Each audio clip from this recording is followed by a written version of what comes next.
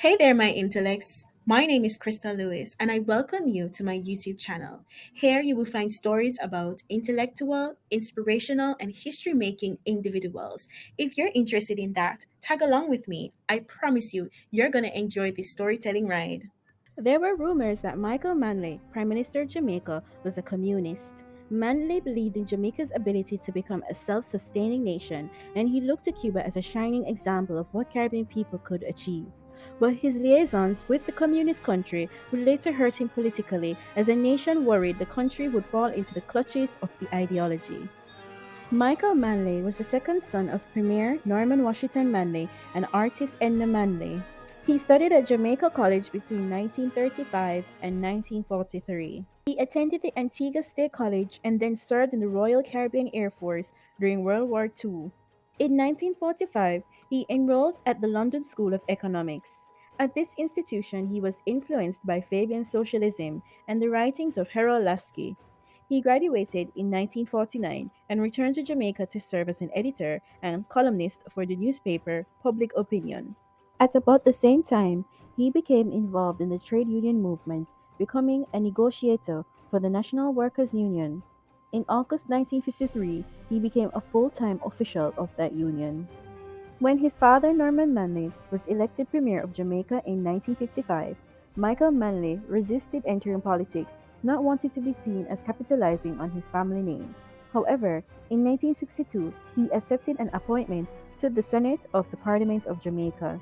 He won election to the Jamaican House of Representatives for the Central Kingston constituency in 1967. After his father's retirement in 1969, Michael Manley was elected leader of the People's National Party, defeating Vivian Blake. He then served as leader of opposition until his party won in the general elections of 1972.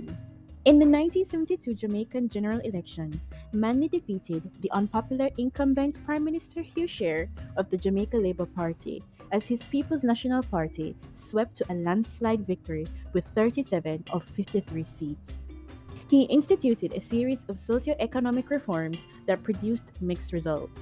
Although he was a Jamaican from an elite family, Manley's successful trade union background helped him to maintain a close relationship with the country's poor majority, and he was a dynamic, popular leader. Unlike his father, who had a reputation for being formal and businesslike, Manley moved easily among people of all strata and made Parliament accessible to the people by abolishing the requirement for men to wear jackets and ties to its sittings. In this regard, he started a fashion revolution, often preferring the Kariba suit, a type of formal bush jacket sewed with trousers and worn without a shirt and tie. Under Manley, Jamaica established a minimum wage for all workers, including domestic workers. In 1947, the PNP under Manley adopted a political philosophy of democratic socialism. In 1974, Manley proposed free education from primary school to university. The introduction of universally free secondary education was a major step in removing the institutional barriers to private sectors and preferred government jobs that require secondary diplomacy.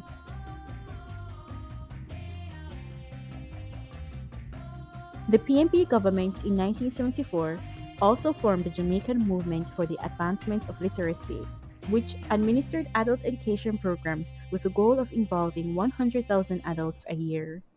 Land reforms expanded under his administration. Historically, land tenure in Jamaica has been rather inequitable. Project Land Leases attempted an integrated rural development approach, providing tens of thousands of small farmers with land, technical advice, inputs such as fertilizers, and access to credit. The minimum voting age was lowered to 18 years, while equal pay for women was introduced. Maternity leave was also introduced, while the government outlawed the stigma of illegitimacy. The Masters and Servants Act was abolished, and a Labor Relations and Industrial Dispute Act provided workers and their trade unions with enhanced rights. The National Housing Trust was established, providing the means for most employed people to own their own homes, and greatly stimulated housing construction with more than 40,000 houses built between 1944 and 1980. Subsidized meals, transportation, and uniforms for school children from disadvantaged backgrounds were introduced, together with free education at primary, secondary, and tertiary levels. Special employment programs were also launched, together with programs designed to combat illiteracy. Increases in pensions and poor relief were carried out, along with a reform of local government taxation, an increase in youth training, an expansion of daycare centers, and an upgrading of hospitals. A workers' participation program was introduced, together with a new mental health law and the family court. Free healthcare for all Jamaicans were introduced, while health clinics and paramedical systems in rural areas were established. Various clinics were also set up to facilitate access to medical drugs. Spending on education was significantly increased, while the number of doctors and dentists in the country rose.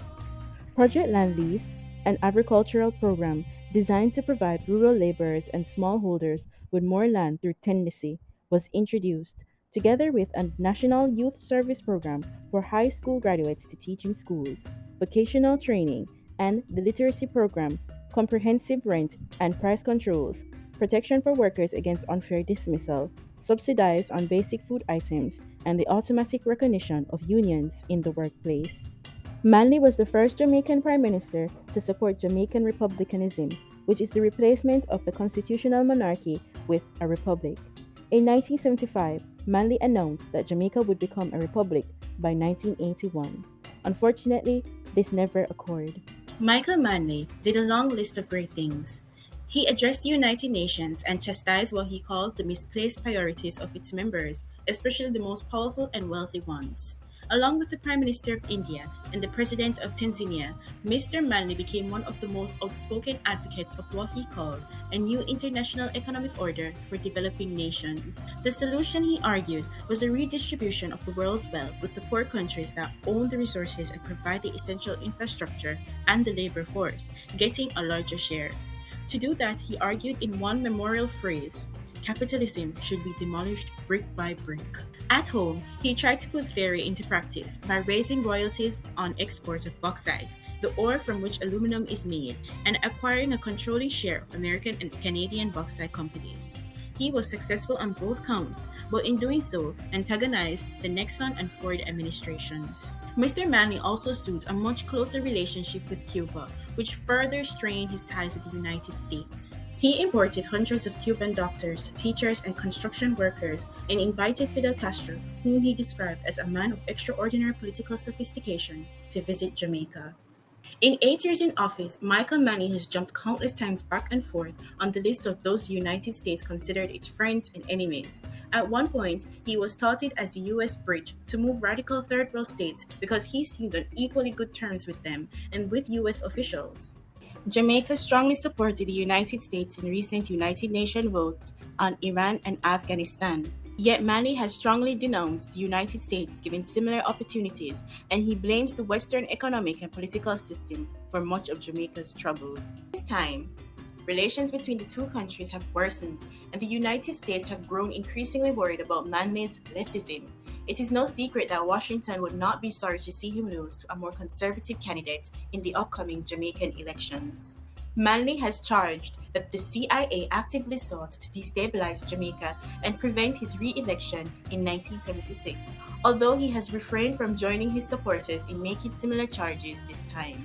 His opponent, Edward Seaga, charged that the United States had not been strong enough in his opposition to Manley.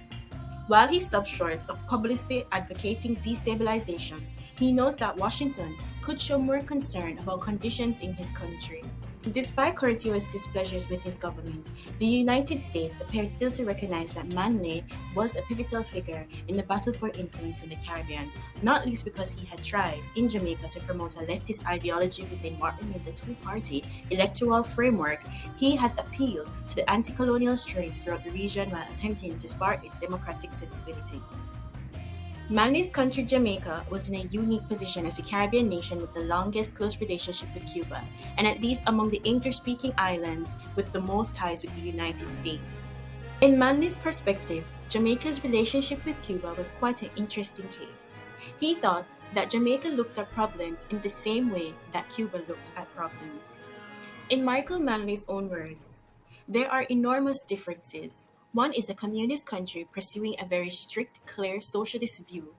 One is a pluralistic society with a pluralistic democracy, experimenting with a kind of democratic socialism.